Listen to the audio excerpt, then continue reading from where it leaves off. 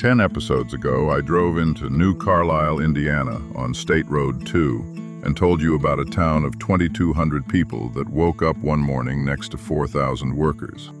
This week, I drove back. The campus is further along now. The steel that was going up in the spring is skinned and weather-tight. The crane count is down. That's what progress looks like from a county road. The diner is still there. The woman who's been pouring coffee for 22 years is still pouring it. She remembered me, asked if I ever found what I was looking for all those miles. I told her I'd let her know by the end of the hour. I'm Mason Reed. This is Miles from Nowhere. This is the season finale. And this is the question the whole thing hangs on. Where will they sleep? Here's what we found, laid end to end. The build-out is real, and it is enormous. Roughly $500 billion of committed data center construction, the largest mobilization of American construction labor since the interstate highway system. And it is landing over and over in places built for a different size of life. Towns of 2,000 absorbing workforces of 4,000. That was New Carlisle.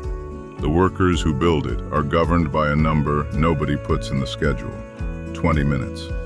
Past that commute threshold, performance degrades, retention erodes, and the damage compounds invisibly until it shows up as a slipped pour on a Tuesday in February.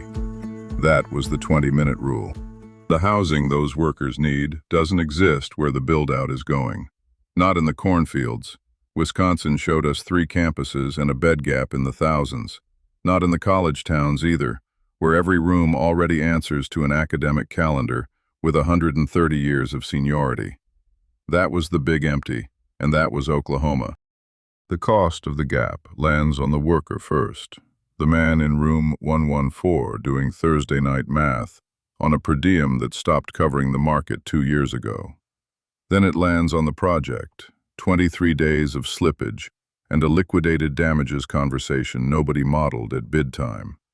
The worker pays in weeks, the GC pays in millions.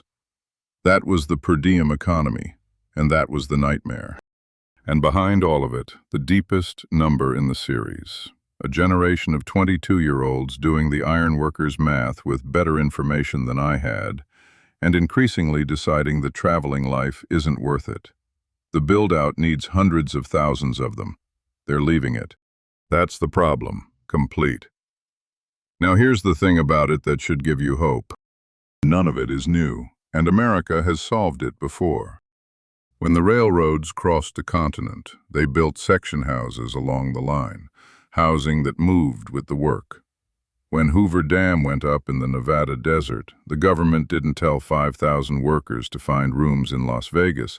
It built Boulder City, a whole functioning town purpose-built for the workforce, before the first concrete was poured. The Manhattan Project built Oak Ridge. The TVA built villages at every dam site. Every great American build-out figured out the same thing. The workforce is infrastructure. You don't hope it houses itself. You build for it, the same way you build the access road and run the power. Somewhere between Hoover Dam and the hyperscale era, the industry forgot. The build-out is how we're remembering. So there are 2 versions of the next 10 years. Both start from the same map. In the first version, the industry keeps the convention. Housing stays a sentence in the bid documents. Workers keep scattering across motels and truck beds. Per diems keep losing to the market.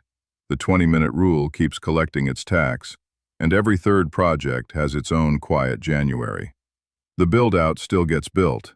America always gets it built, but slower, costlier, and on the backs of the people with the least leverage to complain. And the 22-year-olds keep walking. In the second version, workforce housing becomes what it was at Boulder City, part of the project, priced at bid time against the liquidated damages it prevents, deployed before the peak workforce arrives, buildings engineered to move, powered from day one, 10 minutes from the gate, priced inside per diem. When the project ends, the village doesn't strand in a field. It loads onto flatbeds and follows the build-out to the next town. Same map, same money, same workers. The only difference is whether somebody ran the math at the right time. Before I let you go, I owe a few people a direct word. This is a toolbox talk, so I'll keep it short. To the workers, the ones in the motels and the campers and the trucks, you are not a line item. The build-out does not happen without you, and any project that treats your housing as your problem has misread its own critical path. Know your worth. It's higher than the per diem says. To the GCs, you already know. You've lived the January. The housing math takes an afternoon to run, and it will change how you bid. Run it before your competitor does, because your competitor is starting to run it. To the hyperscalers, your campuses will be remembered in these towns for 100 years. Whether they're remembered well depends partly on how the people who built them got to live while they did it. That's cheap as legacies go. Buy it.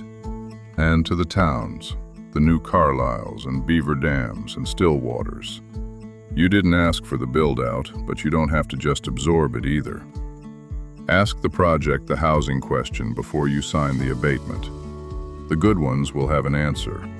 I finished my coffee in New Carlisle, and the woman behind the counter came back around and asked her question again. Did I find what I was looking for? Here's what I told her. I found a country building the biggest thing it's built in 70 years, in the smallest places it's ever built anything. I found the gap, the one everybody steps around in the bid documents.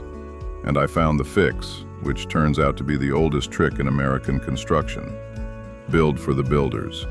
The question was never whether we can house the build-out. Boulder City settled that in 1931. The question is whether we do it on purpose this time, at the start, or the hard way, one slip schedule at a time.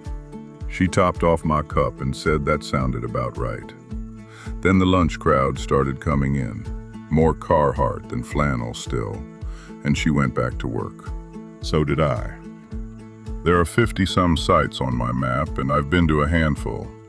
The road's still out there. Maybe I'll see you on it. I'm Mason Reed.